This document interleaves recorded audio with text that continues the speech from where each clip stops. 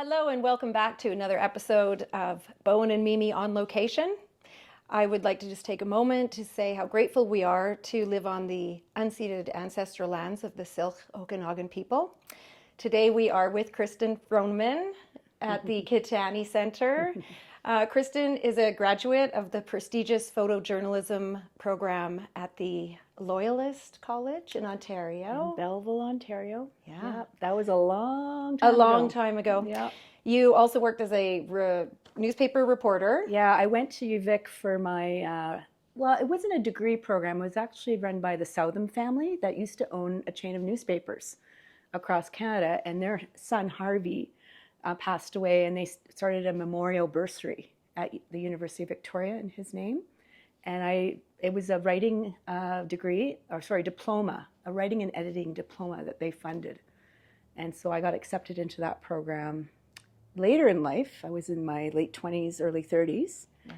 And after doing that program, I had to do a co-op. And the co-op brought me into a print journalism career, because before that I was mostly a photojournalist for newspapers. Right. And guess where that job ended up being in? Vernon, BC. Here we are. It's interesting to hear how people get to Vernon, BC. So I got a placement here, basically. Right. Yeah. So were you born and raised in Ontario? I was born in Vancouver, okay. North Van, Lionsgate Hospital. How come I didn't know that? Because I left when I was a baby. Okay. My father was a pharmaceutical salesman, and he got a job in Montreal. Right. And so I love to tell people my dad was a drug dealer. Because he actually, he would sell pharmaceuticals, represent pharmaceutical companies, go to doctors all over BC. Yeah. And so when I was a baby, supposedly I came to the Okanagan with him on one of those trips. Okay. And my mom loves to tell people that's where I learned to use the potty at the Ellison campground. Moms are great to tell those stories. I can't believe I'm repeating that story. Oh, but anyhow, that's when I was a baby living in British Columbia, and then my dad got a job for a pharmaceutical company in Montreal, and I lived there for most of the 70s during the Olympics. Mm-hmm. I was so young, but I sort of remember. I remember the torch coming through. Yeah. And Nadia Comaneci winning the gymnastics. Yeah. Mm-hmm. And then after that, we moved to Ontario, to Toronto. Okay. And that's where my mom grew up, in Ontario, so we were returning to her roots. My grandparents lived in a city called Oshawa. Right. So we got to visit them more. I grew up in Toronto. I call that where I come from because it's where the formative years were spent. Right. Yeah. Now, yesterday we had a chance to interview a young fella from South Africa. And it piqued my curiosity about your father, I believe, was from South Africa. Yes, my dad was born actually in what was then Northern Rhodesia. Luanshya is the name of the town. It's now Zambia, southern part of Zambia. He was raised around copper mines. Very copper belt goes through that area. Mm-hmm. And then my grandmother ran a mining camp. And eventually my grandparents split up, and my grandmother took her 2 children down to Northern Rhodesia in the north part of South Africa, and that's where my dad was raised, in Messina.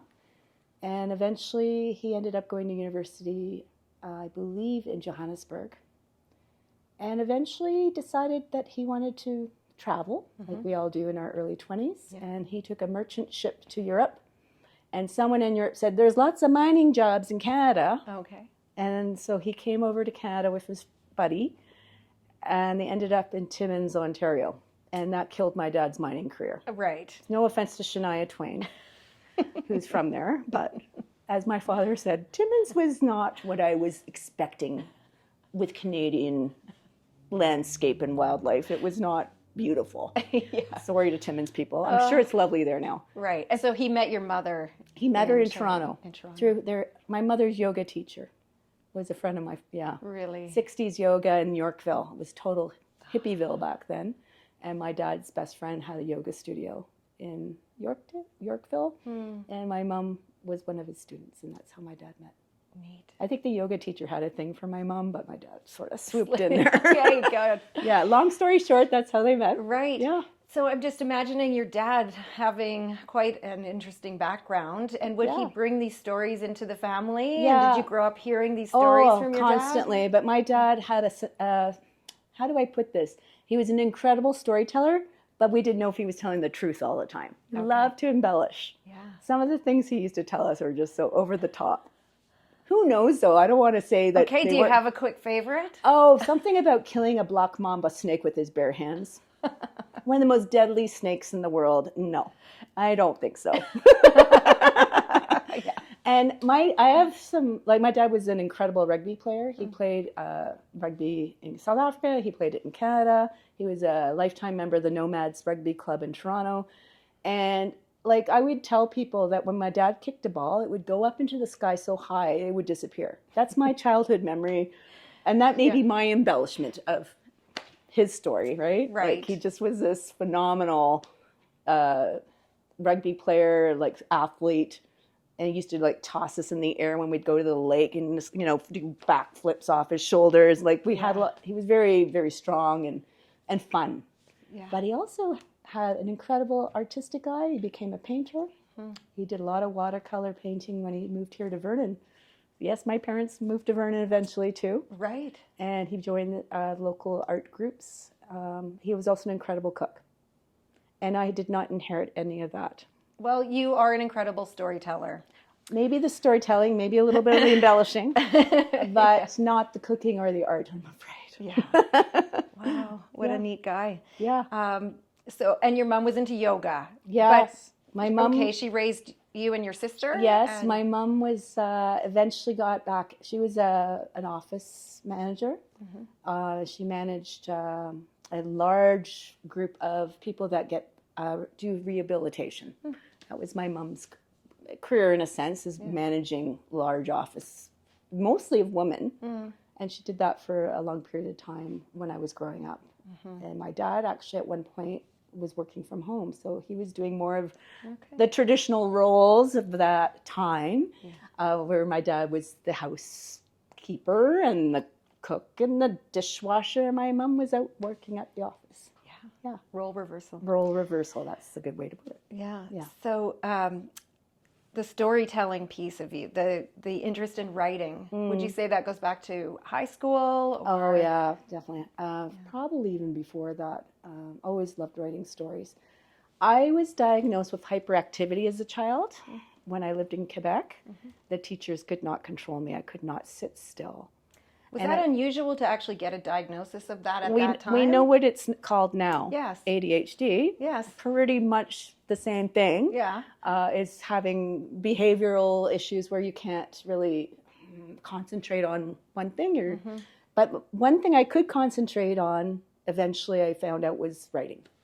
That I could sit and actually do my essays. And like one of the only subjects I did well in was English writing. Okay. Did you lean towards creative writing or what back then, it was all creative writing. I think I started off probably more short story, and eventually I did dabble a little in poetry. And then someone in my English class, we used to read each other's work. That's just torture to do that to high school students. Just saying. Yeah, what are they critiquing? What are they saying? Oh, well, one of them said, "You sound suicidal." Oh, yes. I'm like, thanks. Actually, that's not what that poem's about, but thank you.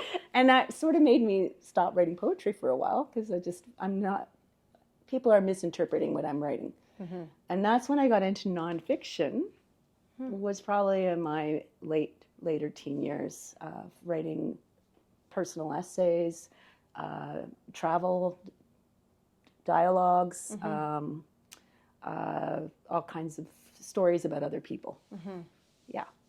And even autobiographical, but mostly biographical. I find, I always had my own story to tell, but I love telling other people's stories. And that obviously led into the journalism side of my writing. Right, and you picked up a camera at some point as well. Yeah, the photography came because I became a member of the yearbook crew in high school. It's a good way and to basically, here's a camera, go start shooting, campus life and whatever. And I just found it was really fun. I had no idea. It was a manual camera. Had no idea how to use the thing. Oh, yeah, this is how you load the film. Crank, crank, crank. And then you're, aperture and late. And you have to learn all of that from scratch. The camera doesn't do it for you. Yeah. So that's sort of where I got started. And then eventually I was like, I want to learn more. And I can't get into university. My marks aren't high enough. Again, maybe the ADHD, who knows. I failed math 3 times in grade 10. This is sounding familiar to me, just Is so it? you know. Okay, Oh, yes. good to know. I'm not alone. No, you're not alone. So I, couldn't get the grade point average up high enough to get myself into university. So I took a year and a half off and I traveled. And then I worked for a while. And then I heard about this photojournalism program through my dad's friend who worked at the Toronto Star. And a lot of Toronto Star photographers had gone through this program. Right. Yeah. So I The was prestigious Loyalist College. it's quite well known for this Photo J program. Which, unfortunately, I just read Is it gone? is gone as of last year. Like 40 Sad. years almost. No way. I hadn't heard that. I'm sorry to No, tell you that's that right okay. now. You get the feeling. 'Cause Yeah. basically it's becoming, I hate to say it, a lost art. Same with print journalism. Yes. Yeah. So, yeah, sad to hear. But you were one of the lucky ones. That I got did get to go there, and I learned a hell of a lot, especially how to use the camera properly, because I realized I didn't even know how to use the camera. Yeah. But I also learned how to look for things that you normally, it's something that you can teach, and then some people are born with it naturally, is to have that eye for seeing something different from maybe the person next to you. So they really taught us to start looking beyond the lens a little bit too. Right. And listening to people's stories. That actually a photographer has more access, because that's an intimate space between the lens and the subject. And you have to make that subject comfortable. And sometimes you're not even telling them what you're doing, and then you have to tell them after. So you have to learn how to communicate with people and make them feel at ease, because you're invading a very private part of their life. Yeah, that's a skill. It is a skill. It's different from pre-organizing an interview with somebody. They know what to expect. They're prepared. With the photography and photojournalism, it's often on the fly, what we call spot news. So what were some of your techniques in order to... I just knew how to make people at ease, I guess. I don't know. I'm like always very honest with people. Yeah. The hardest, and it didn't always go very well. Because I remember, I guess it was during school actually, and we had to do a spot news assignment. Now spot news is like, if it bleeds, it leads, is sort of the, it's not a fun thing to do. Some people are good at it. I was not. And I was like, oh my God, what am I going to do for this assignment? And I'm in Peterborough, and I saw this guy lying on the ground with a big entourage ambulance around him, and there's approach with my camera. I'm so nervous. And I started photographing, and I'm like, I'm totally invading this person's, oh, this is terrible. What am I doing? And his friend saw me. And you can see on the contact sheet, which is a picture of all your negatives, of him looking at his friend with concern, looking up at me, pointing at me, and then the next frame, he is not in the frame because he's about to come and pound me. And I realized, there's better ways to approach these things. Right, yeah. It doesn't take long to learn that one. Exactly. So it's funny because some of the only awards I won in photojournalism were for spot news. Interesting. I know, which is the area of photojournalism I hated the most. Yeah. And one of them was featured in Maclean's magazine? I had an internship with Maclean's after. So one of our other things to graduate was to do an internship. And the photo editor for Maclean's at the time was working at Loyalist as an instructor, Peter Bragg, wonderful guy. Anyway, he's like, you know what, Kristin, come and join our team for a couple of months. And it ended up being a whole summer. I think I was there for 5-6 months, doing everything from developing film in the darkroom to going and picking up stuff at the lab to shooting. They sent me on assignments. And anytime I did an assignment, they paid me. And actually, they paid pretty good for those days. Right. So it was a great experience. I got to shoot some really cool stuff, like the Mexican president arriving to meet with the Ontario premier. I got to be in a scrum, which is like every photographer That's in the right. city. Yeah. You know, trying to fight for your their way. space. Got to shoot Jimmy Stewart when he was still alive. Oh, cool. Such a great experience. I got to meet everyday people, you know. Yeah. Do you still stay in touch with some of those mentors from that time? No, I've lost touch with a few of my fellow students. I've had, you know, with social media, we've had a few little connections. And some of them have gone on to do really great things in the photography field, and some have gotten completely out of it like me. Right. Yeah.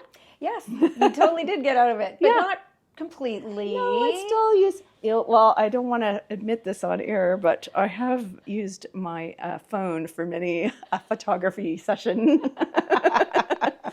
Because they make darn good phone cameras these days. Yes, of but I course. still have my manual cameras. I've never gotten rid of them. They're gathering a bit of dust, and I still have my digital SLR, which I have used. Not as much, but they're there. They're ready for me when I need them. Right. Yeah.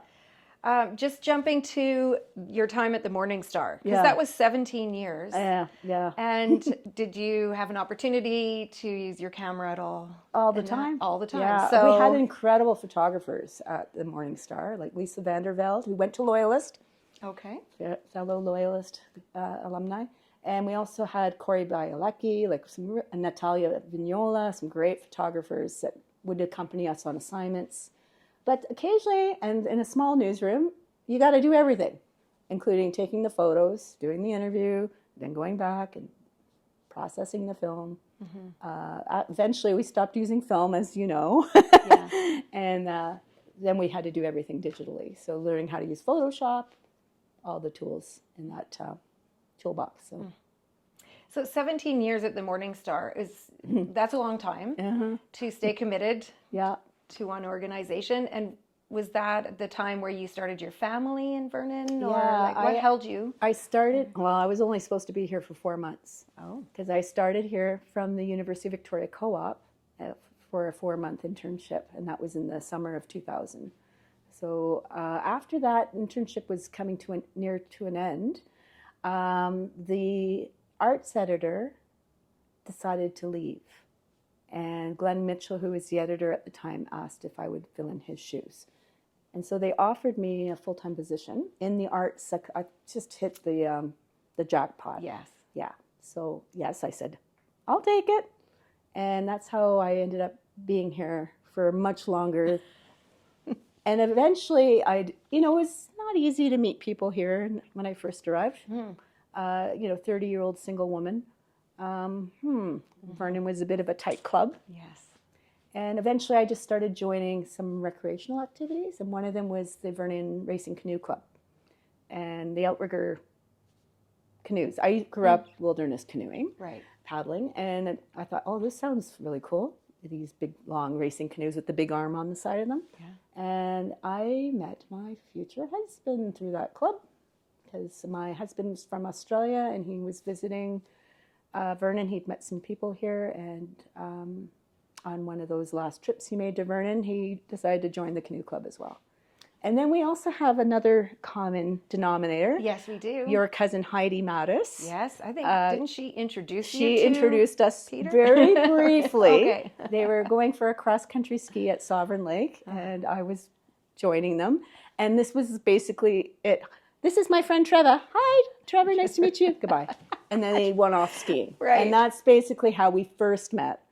And then eventually we met more through the canoe club. And we started to go. You remember Bagel Lane? It was like a little hangout down at It may have Okanagan been Landing. before my time here in Vernon, but After we would paddle, we'd always go to the Bagel Lane for like a coffee or whatever.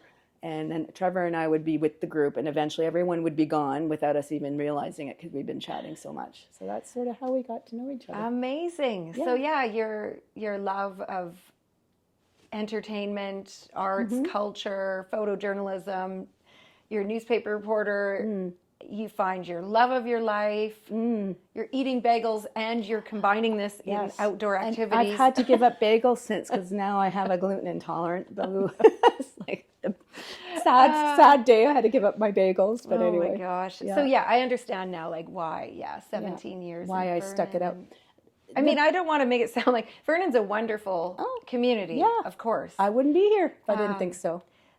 But after talking to a lot of people of how they ended up here, it seems like a lot of people I've talked to didn't think they would come to Vernon to stay. No. And it did turn into a longer It just expanded journey. from there. Yeah. The paper, of course, was another driving factor. I really loved the crew there. We became like this big dysfunctional family that we would maybe yelling and screaming at each other, but we'd have each other's backs. And I really credit it to my late editor, Glenn Mitchell. He was an amazing mentor, patient as, I mean, the stuff that he had to put up with from us, I'll tell you. He should have been a shrink. He would have been an amazing psychiatrist. Yeah. But he also had a love for this community that he spread. It was infectious. And he, very much a community supporter. And he really did think about our readership and what would be good for them to be exposed to and what would not be good. Not that he was censoring, he just had an intuitiveness. And so we were a family-friendly paper, that's for sure. And some occasionally content would get through that was a bit edgier, especially in the arts realm. But he was very conscientious about who was out there reading us. And I think that's why that paper was so successful, because it really covered the community, like all aspects of it, the good, the bad, the ugly. Yeah. And he did pass away? He unfortunately passed away in 2020, 4 years after I left the paper. But he had already been... So Glenn was old school, and to see the changes that were happening and the digitization, the clickbaiting kind of media, that was just not what he was about. Right. And as soon as all that started happening, he started to... It was hard for him. He was kind of checking out of it. Checking out, yeah. Yeah, but it wasn't purposely. It was just, he was forced. He was forced, yeah. And unfortunately, his mental health took a turn. So, yeah, lovely man. Well, though. nice to reflect and remember all the good that he did in the community. Oh, yeah, I always, the paper. I look at the positives there. Yeah. Good. And we're still a crew. We still get in touch with each other. All my old coworkers. We don't meet up as much as we used to post-COVID, but, we're still out there for each other. A lot of them have left and found other pursuits. Right. Is that when you left then, around I COVID left, times? I left before COVID. Okay. I was one of the first of the old family to break up the family. Yeah. I saw the writing on the wall. I just saw the state of print journalism, especially going a little bit of, how do I put it? It's falling apart. Yeah. I was going to say that going the way of the dodo, but newspaper still exists, so I don't want to say that. Yes. And I just was given an opportunity to work as a copywriter at a friend's studio, and I just thought, maybe this is a good transition time to make a move and learn a different type of writing. So that's what I did. Yeah. You did that for a few years. Yeah. And then ended up here at I know, Kitani bizarre. Center It's as sort the of a program communications coordinator. That's correct. Right? It's sort of a beautiful full circle moment because I used to cover this place when I was an arts reporter, when they would have events here. This is before the house became open to the public. They would do things on their grounds, like art markets and the fundraisers like Midsummer's Eve of the Arts. Sveva Kaitani started Midsummer Eve of the Arts. Amazing. Which became the Vernon Public Art Gallery's main fundraiser. And they used to hold it here on the property when the art gallery used to manage this place. And now it's managed by the Kaitani Cultural Center Society. But back in the day when I was a reporter, I would cover so much stuff that the art gallery was putting on, including lots of events here. Yeah, it is a full circle Yeah, moment. so it was really interesting that I ended up here. Yeah. That's a story in itself, It actually. sure is. So I'm just thinking about perhaps sharing a little bit about Kitani Center and Sveva Kitani. Yeah. Of course, we could talk for hours about it That all. would but- make, I think there's been movies made Yes, about this. there are Yes. movies. I think my Uncle Ralph was interviewed He in one was. of the documentaries. Yes, Sveva imprisoned. Right. Yeah. I think we could find a better title, but anyway. Yeah. So my connection with this place basically came about as a volunteer. And I was helping out the event coordinator at the time with some of the music festival, like they had a music series here. So I became the popcorn lady. I would come and use the popcorn machine and make the popcorn for... I remember these days. I burnt myself so many times at that the burning oil from that machine would spurt out, and oh my gosh, danger pay. So I did that for Carrie McLeod, who was the event coordinator at the time. Yeah. And I just sort of loved the energy here. It was fun. I mean, I'd covered this place for so long, but there's something about Sveva's story that will just entrap you. And it's something that you learn more as you go, you learn more layers of the story, and it's so intriguing. Yes. So for those who haven't heard it, it's a long story. It but is. Basically, Sveva came here in 1921 with her parents, Leone Caetani, who was a former duke and prince of this area of Italy, about an hour south of Rome, called Sermoneta. And his family go back to medieval times. There's 2 popes in the lineage. Very prominent family. And most of Latina province was owned by the Caetanis. And so he came from this really fascinating background. He was a politician in Italy. He served as deputy to the parliament. And he left it all behind. There's so many reasons why he did. But the main reason was the rise of fascism that was happening in Italy in the early 20s. Mussolini was getting all the conservatives on his side. I mean, Leone knew Mussolini because he used to serve in parliament together. So he just saw the writing on the wall and felt there's a better place for me to be with my family, my young family, because Sveva's mother was quite a bit younger than him. And he was not married to Sveva's mother. He was married to another person who retained her duchess title, and they had a son. And they stayed in Italy, and he came to... This is like Sveva's big secret. Right. So this, he was leading a double life. I guess so, but he was very open about it. He wasn't hiding anything. Okay. Nope. From what I can tell, he was very open about being with his paramour, and he loved that little girl. He loved Sveva. There's no doubt. Look at every photo, and he's a doting dad. Yeah. And he just wanted a different life for them. So they left in 21 again, and they arrived in Vernon. That's a few different theories of why they came to Vernon. We know for a fact that Leone had come to British Columbia before even having Sveva or meeting Ophelia. He came here on a bear hunt.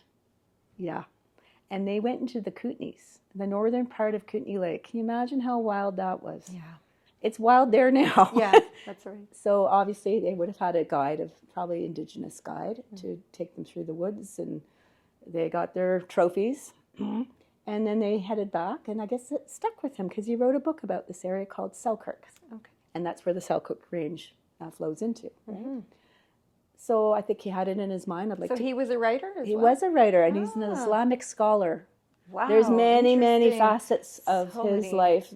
Again, we're talking about Sveva, but Leone was an interesting character too. So he was an Islamic scholar. He wrote 10 books in a volume about it's basically the history of Islam by a Westerner. It's very extensive.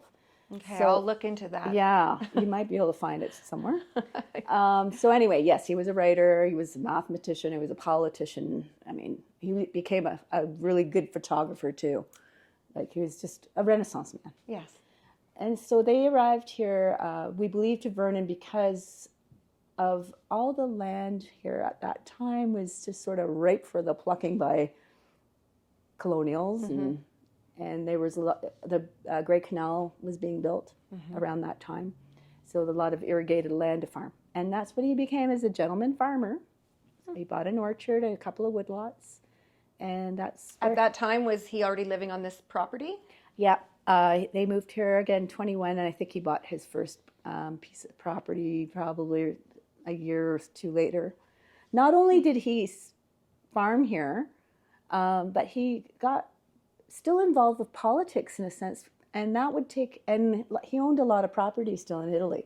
So they settled here, but they didn't stay here all the time. They went back to Europe a lot, 3 times in the 1920s alone, because he had affairs over there.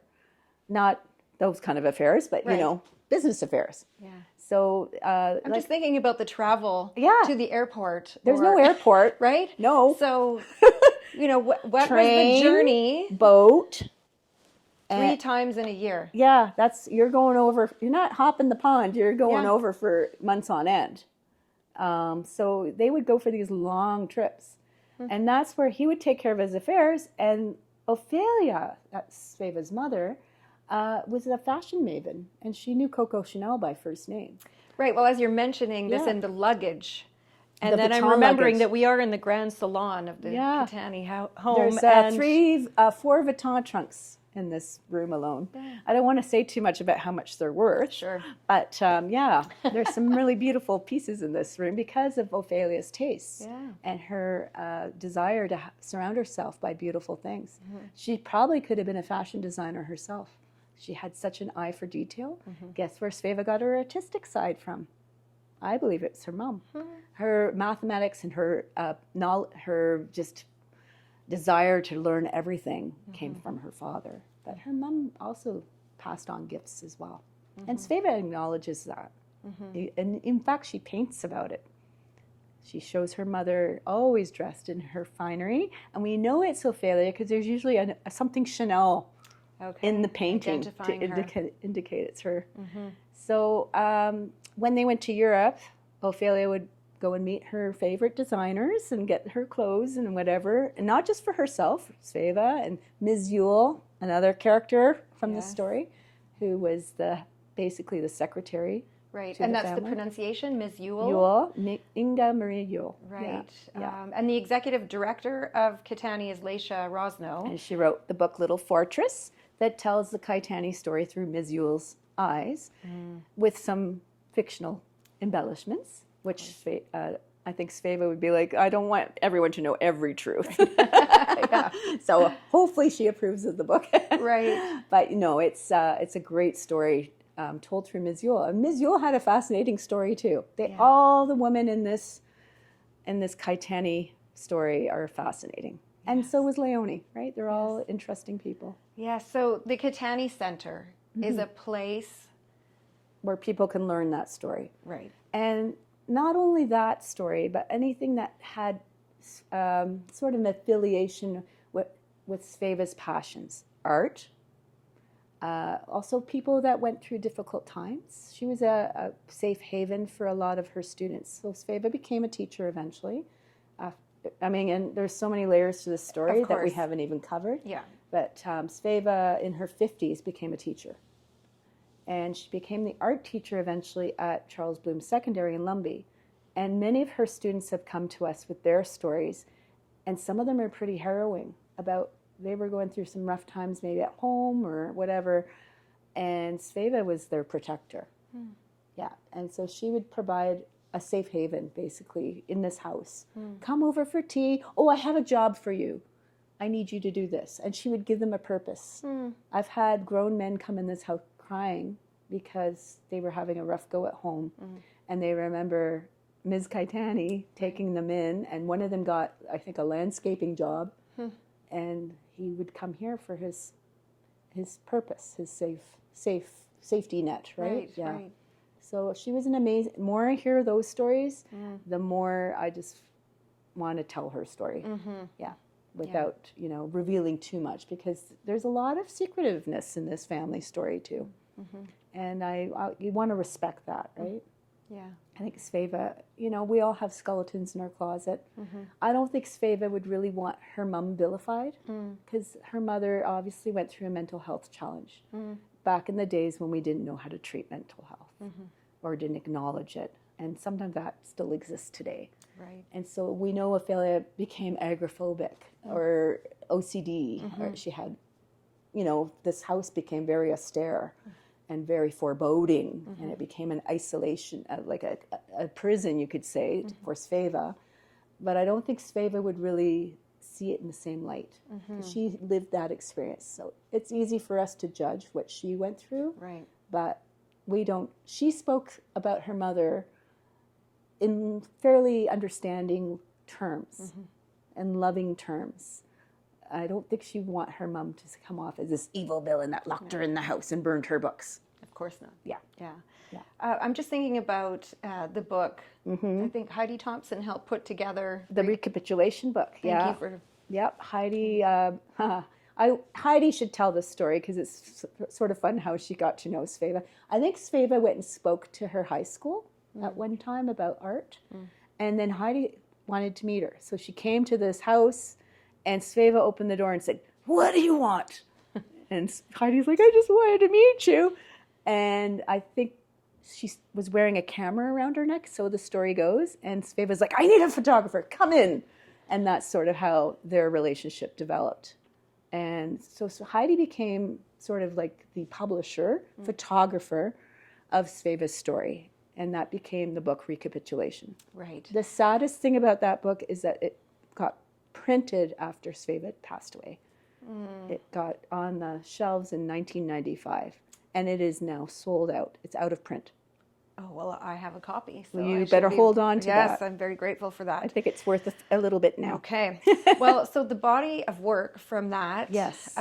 There was an interesting story about that because Sveva was in touch with the Alberta Foundation of Art. Yeah, the works, over a period of 11 years, from 78 to 83 or beyond, my math is horrible, I still should, 89, Sure. That's more like it, 78 to 89, she worked on these paintings painstakingly, and she's still teaching for part of that time too. So she was like working in her studio probably in early morning, rushing off to Lumbee to teach, and then coming back. I think that's where she got the, how do I put this? She was a crap driver. Okay, right. She got into a lot of incidents on the road. Yeah. Probably because she was trying to get to her studio, right? Yeah. Or her head was in the clouds, dreaming up the next painting. When she was getting close to completing Recapitulation, she was looking for a gallery or some place that would help her not only show the works, but you need to frame watercolor. They're on paper. They need to be kept in archival materials, like acid-free mats and all that. And, that's an expensive endeavor. Right. They say sometimes the framing's worth more than the painting. Yes. But in this case, she was really looking for some kind of sponsorship. And no one in Vernon could do that for her. Right. Not a known name, so BC galleries were probably like, who is this person, right? They probably didn't even see the works. If they had seen the works, they might have changed their tune. Right. I don't know, I'm guessing. Yeah. Eventually, though, she was connected to the curator at the Alberta Foundation for the Arts in Edmonton. Well, they took the time to look at the works and they, oh yeah, we'll take them. Right, they And recognized they did all right away. that framing. They did the database. They did the archival. They kept them very protected. They toured them. And when Sveva was still alive, she got to attend a few of the premieres of her works in the solo exhibitions here in Vernon, in Kelowna, and some other places. So she got to have that celebration. Fantastic. Which is great. But if she had seen where the works would end up going, I hope she's happy. Yes. Okay, to continue the story about capitulation. Yes. And how it ended up back here. Back here. Which is really fantastic. Luckily, I was involved loosely on the project. So one of the things I forgot to tell you guys is that when I was between being a volunteer and a staff member, I was on the board of the Kaitani Cultural Center Society. Our current president, who back then was... So our president, AJ Yager, was on the Kaitani board for quite a long time, then took a break and then came back. When she was still on the board at the first period, she asked if I would be interested in joining, and I'm like, sure. And that is sort of when that happened with the recapitulation coming back to Vernon. AJ and our board president then, Sherry Price, went to Edmonton just to look at the works. And by the way, COVID has started, obviously. Yeah. So they masked up, they got on the plane, they went to Edmonton, they met with the curator who was still there, that Sveva had dealt with, and they went into the archives and looked at the paintings and were like, these are in beautiful shape, you guys. Thank you for looking after them so well. It was just a visit, right? No talk about repatriation then. It was that curator who's like, why do we have a BC artist in our archives? That doesn't make sense. We're the Alberta Foundation for the Arts. And that conversation began with basically, do you want them back? And of course, they're not going to say no. So the long process of making sure that we could protect these works back in this, not only in the town where they were made, in the house. Yes. And this is an old heritage house. There's, not a lot of places to store art in a proper manner. So we had to build a vault. We had a climate control fire rate. It took a lot of money in a few years. But our former executive director, Susan Brandoli, headed up that project and made it happen. So the house became more friendly to bringing all the pieces back. And so what we've done since we've had them back here is we've rotated viewings of them. So that 2021, when the work came back here, was a big year for this place. Because not only did the work return, the house opened to the public. And COVID gave us the opportunity to get things ready for that. So the works returned in March 2021. In the meantime, we had to basically build a museum from the ground up. So all these materials had been returning from different museums, Vernon Museum, Kelowna Museum, all these artifacts, Kaitani-related artifacts that Sveva had donated to these various museums started coming back to the house. Fantastic. And so we had to figure out what to do with them. And we had to accession everything. So that took quite a few months. And so the artwork was waiting, but we also had to get the museum set up. Right. It was just a crazy time. I had to learn how to make museum displays, in a very short period of time. Learning curve, right. So that's what happened in July 2021. Was there extra fundraising that went on to help? Oh with my the filming gosh, of this? yeah. So The open house. Splash of Red or? Splash helped with it. The open house, all the grants that came in through this open house project. There was 2 phases to that open house project. And one of the first phases was to make the house safe for the public to come in with emergency lighting, and all the sprinkler system had to be put in. Yeah. And that is because you can live in a fire trap, you just can't invite the public into one. So all that refit had to happen to make this house safe for the public to be able to come into the space. The second phase was to make the art safe and the artifacts safe. So climate control, heat pumps put in instead of the old radiator, forced air kind of stuff. Right. Fire rating of walls. Like, it was expensive, and it took a lot of fundraising and a lot of grant writing. And Susan Brandoli did a lot of that. So give her credit. Yeah, Yeah. amazing. So I feel like I'm looking at one of the pieces right here. That's not recapitulation. Okay. No, It that's did one look of her. like it was something from the book.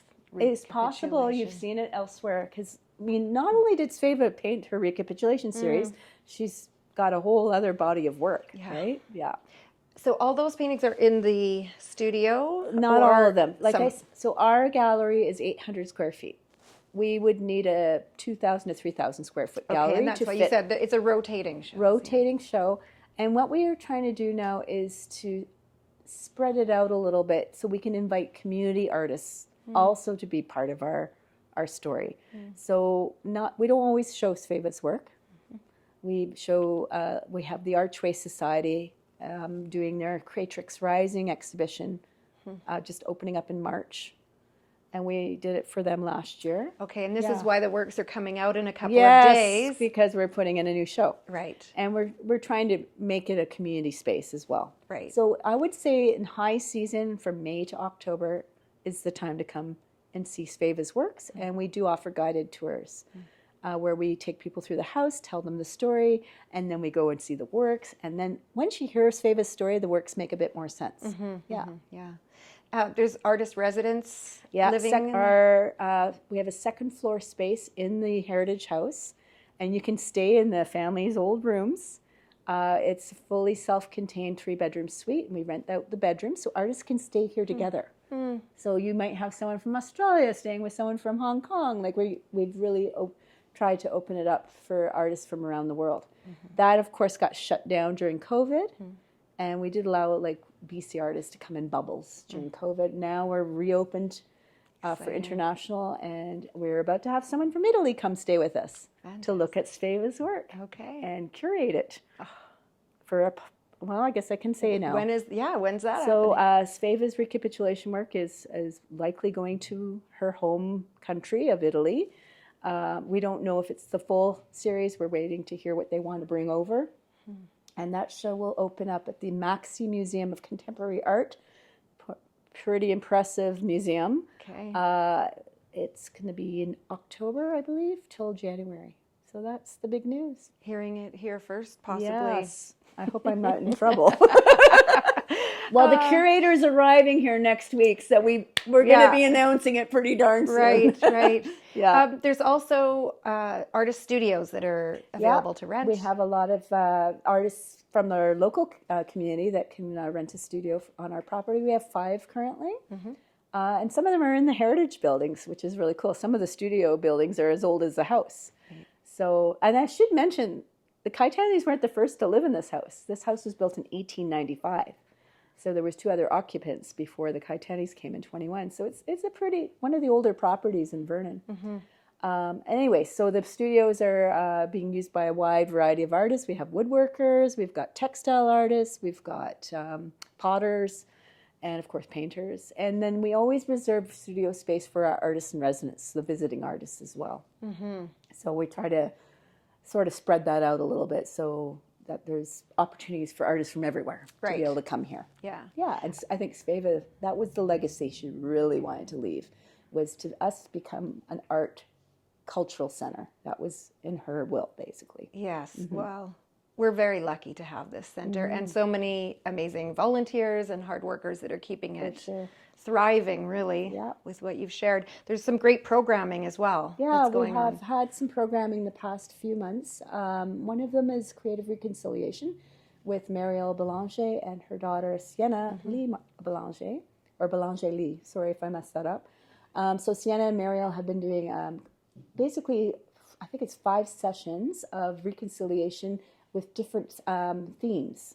And so people have been making hands-on art, like making art out of tule reeds, which come from local marshes, and telling their stories, like chaptik, while they do something with their hands. It's a very indigenous way of spreading information and oral information. We didn't really write things down, I guess, in those days. So they're really teaching people about what's the difference between sort of reconciliation, and how can we help in that manner as a society. I think there's one coming up, perhaps the last one of the series on land acknowledgements. Land acknowledgements was one. There was one on, it was, I'm having a blank of what you call it. Sorry, give me a second. Darn it. I could sing in a song from America. Oh, yeah, thanks. Sorry about that. Oh, my gosh. Okay. Appropriation, there we go. Versus like, what is appropriation and what is celebrating Indigenous culture without taking Except it was another A word. Yes, I'm not remembering that other A word. Appreciation. Appropriation versus appreciation. Thank you, Michelle. So there's one of the sessions we had, and I got to attend that one. It was really informative. Yeah. Powerful. So the other workshops series we did was Creating Space, and that is a youth program for kids that maybe don't fit into your mold of learning normal, like art classes from, say, high school. This is for kids that are really sometimes under the radar, that want to express themselves creatively, but maybe they have some social issues that they don't feel comfortable doing it in a big classroom. So we try to make it very intimate, and we found all these great facilitators that they could relate to from various communities. So we had 4 different workshops. Would have been nice to see some of them better attended. Maybe it was the way we were getting the information out. I don't know. But the artwork these kids created was so cool. I loved, they were actually making tule paper from tule mats. That's Sienna did one of the workshops. And and then they could, after they did the initial workshop, they could come and drop in and finish their art project, like an open studio. So we offered that, and we're just wrapping up that program. Hopefully we can do some other kind of programming that involves the youth along with seniors. That would be an ideal thing we'd like to do. All of these are grant dependent. Right. Because we want to pay our artists. Yes. That is important. We're not asking them to do anything for free. Very important. Actually, it makes me think about the Splash of Red. The Splash is one of our older fundraisers that we had here for over 10 years. We're trying to sort of shake things up in the fundraising way we do things. Trying to find other ways that we can celebrate art and not do an auction per se. So that's one thing That's we're in the working works on right now. Okay. We also did something really unusual. We had a golf fundraiser Okay. because people in this darn town love to golf. Whatever works. And you know what? It was really successful. That's And it was fantastic. right at the Rise, and it was one of the first events to happen in the new restaurant at the Rise. Right. And people were very generous. And yeah, we did really well from that fundraiser. Helps that we have a few golfers on our board. Yeah. No, whatever works. And we had an art component too as well. These programs that you'd mentioned, they're all happening in the studio space? Yeah, we do them in the gallery. We also have the studio Okay, it's space. the gallery space. The gallery space. But the studios, we did have one of the workshops happen in the studio, which is like you can be messy in the studio. Right. And like, yeah. Right. And hopefully when the weather gets nicer, because we have such a beautiful property, that we can do some land-based art. Maybe a dye garden with some of the plants and making paints out of that is definitely something we can do because we have an incredible chunk of land here and it's so central to Vernon. So did Sienna and Muriel say they would come back to do more? I think they're in the family. Oh, we wonderful, want them back, because I missed out. So yes, I look we want forward to them that. back here, and I'm pretty sure that I think they like us too. Right. Yes, of course. Good. Yeah, but we've learned so much from them, and they're just incredible artists, and they so represent the silks culture so well. Yeah. That I think people. I've been working on my pronunciation. Oh yeah, me too. Yeah. Yeah. You just have to ask a silks. Right. This is why I'd love to the silks participate in one of the speaking person. programs Yeah. because then I could. Yeah. Nail Sienna it, yeah. studied the Silkson language at the university. She's a cultural ambassador. She's a great person to ask if you ever have any questions. Yeah. Yeah. Okay. I really appreciate all these stories and We just scraped having the surface. time to be in this space and take it all in. Yeah. And I would love an opportunity to also see the Kitani Center and maybe to go to the gallery. So perhaps we can say farewell see you now. for this moment. Okay, should and we then go look at some art? I think we should. Okay, well, let's do it. Okay. Thanks, and we'll see you in a moment. Okay. Hi, so welcome to the recapitulation series that Sveva worked on during 1978 to 1989. I got those years right now. You did. This is a selection of her works from that series. They're not in order, but they are, as she didn't paint them in order, but she did make them into a book in a sense, where you have different chapters, and there's even intermission pieces. So her series was based loosely on Dante's Inferno and the Divine Comedy that Dante, the medieval poet from Florence, wrote. 13th century. Yes, and that actually goes back in her family. There's a history there with Dante.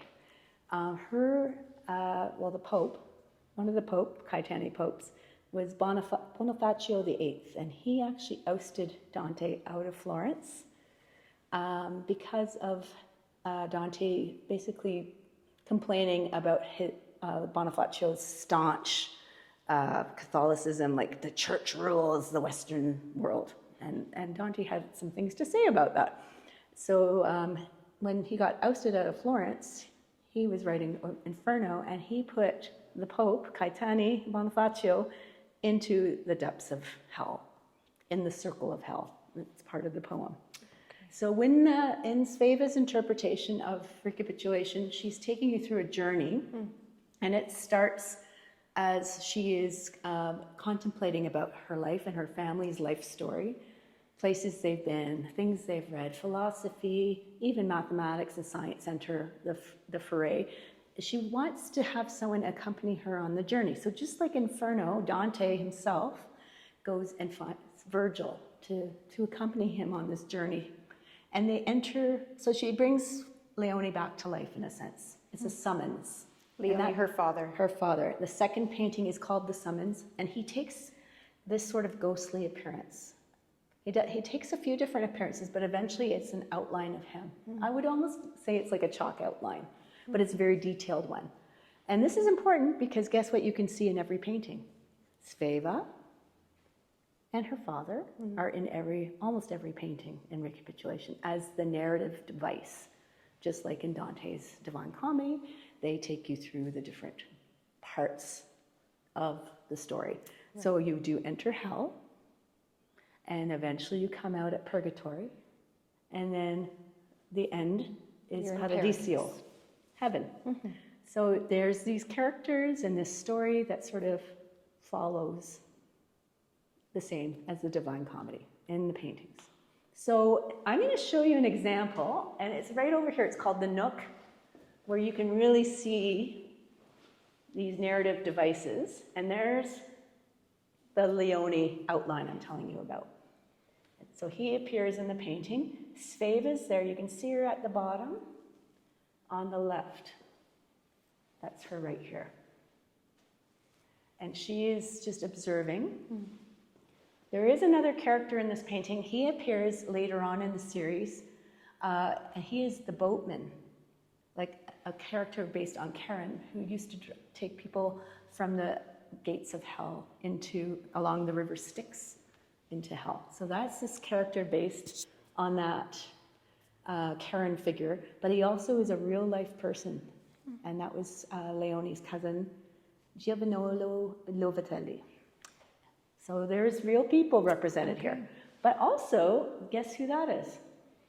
Dante Alighieri. So Leone's meeting one of his heroes. And Sveva stuck another famous literary figure in that painting, and that's Jane Austen.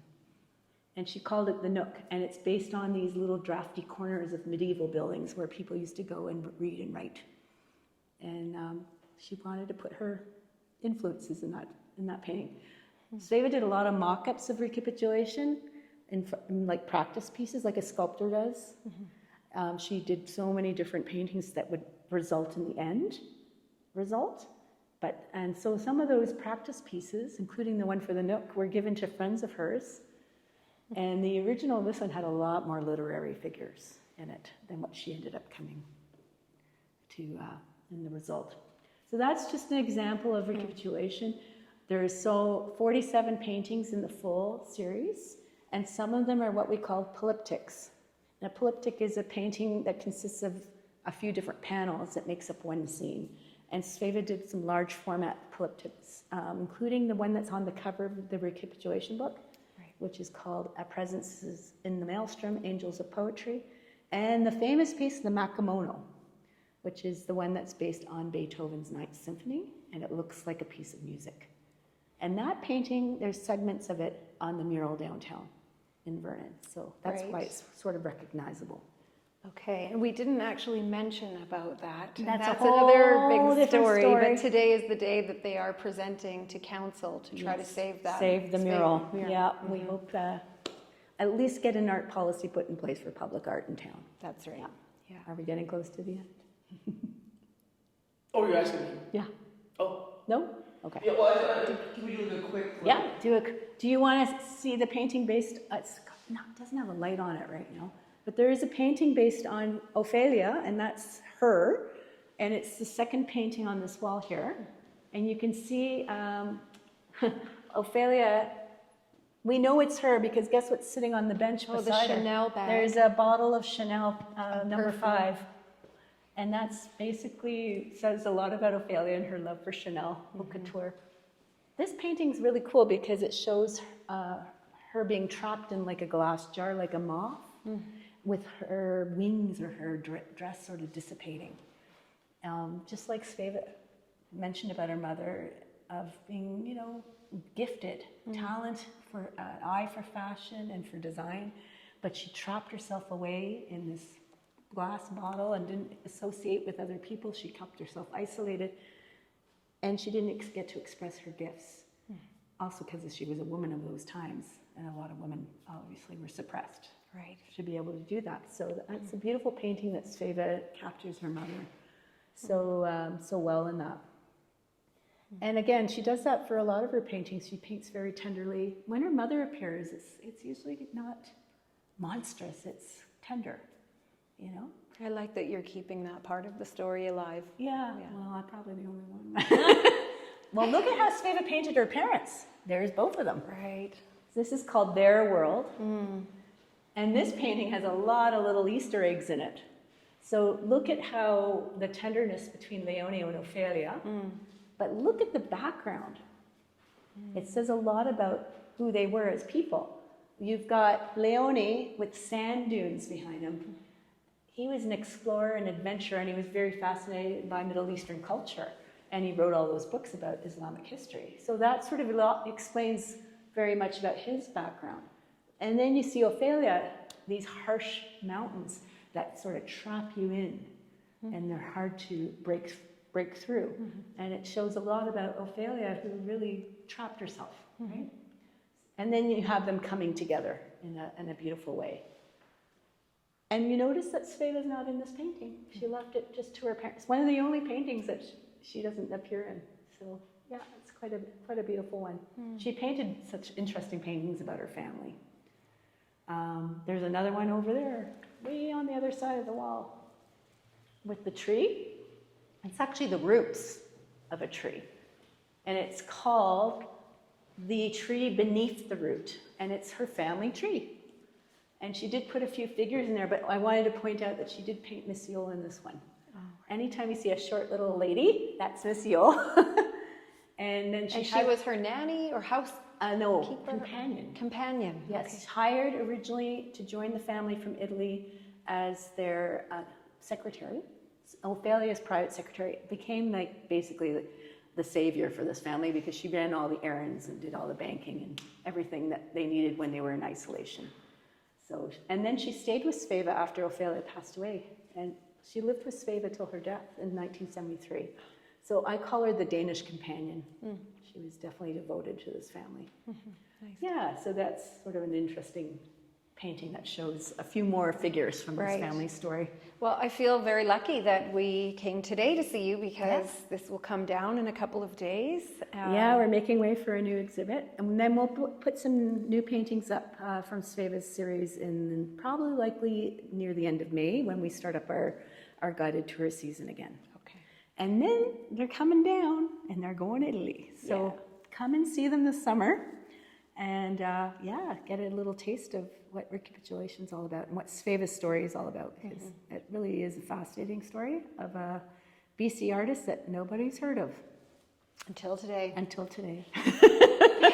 Thank you for reintroducing Sveva's work to me. You're welcome. And to share all these stories and the artworks. Yeah, so privileged. Pretty amazing. I never bore of these works. There's always something to see in them. Yeah. In fact, I get people coming here, that looks like a camera aperture. And I'm like, oh my gosh, it is. How did you know that? Oh, wow. Yeah. Actually, that painting's over here. If you come over this way, you can see it. This is coming near the end of her story. This is like the third, fourth, last piece in recapitulation, where they're saying goodbye to each other. And it is. It's like the aperture of a camera closing. And then you have this sort of figure that's in a state of like despair. Yeah. Yeah. Wonderful. Severance. Severance. There you go. Okay. Sveva's mind.